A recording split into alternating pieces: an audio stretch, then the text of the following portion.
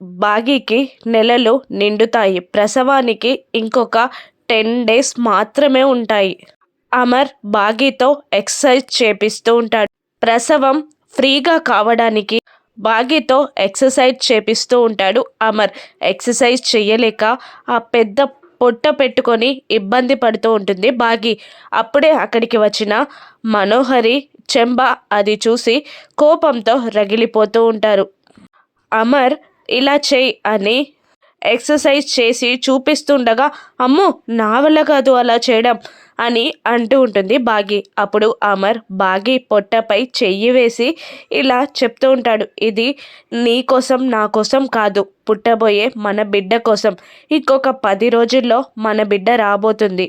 బిడ్డ సులువుగా రావడానికి ఈ ఎక్సర్సైజెస్ అని అమర్ కన్వీనియన్స్గా చెప్తూ ఉంటాడు. అప్పుడే పిల్లలు నలుగురు అక్కడికి వస్తారు. ఇక అంజు పాప బాగీ పొట్టపై చెయ్యి వేసి, పాపం చెల్లి, మేమందరం బయటికి వచ్చాక డాడీ డిసిప్లిన్కి బలైతే చెల్లి రాకముందే ట్రైనింగ్ తీసుకుంటుంది అని అమర్ని వెక్కిరిస్తూ ఉంటుంది అంజు. దాంతో నిన్ను అంటూ అంజుని పట్టుకోవడానికి పరిగెడుతూ ఉంటాడు అమర్. మిగతా ముగ్గురు పిల్లలు అమర్కి హెల్ప్ చేస్తూ ఉంటారు. బాగీ నవ్వుతూ ఉంటుంది.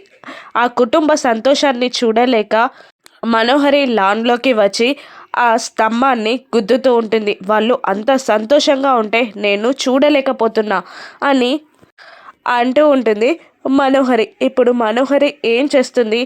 బాగీ ప్రసవం సజావుగా సాగుతుందా? ఆరు మళ్ళీ వస్తుందా? ప్రసవంలో బాగీకి మనోహరి దూరం చేస్తుందా? అమర్ ఆపగలడా? రాను ఎపిసోడ్స్లో చూద్దాం. Thank you for watching.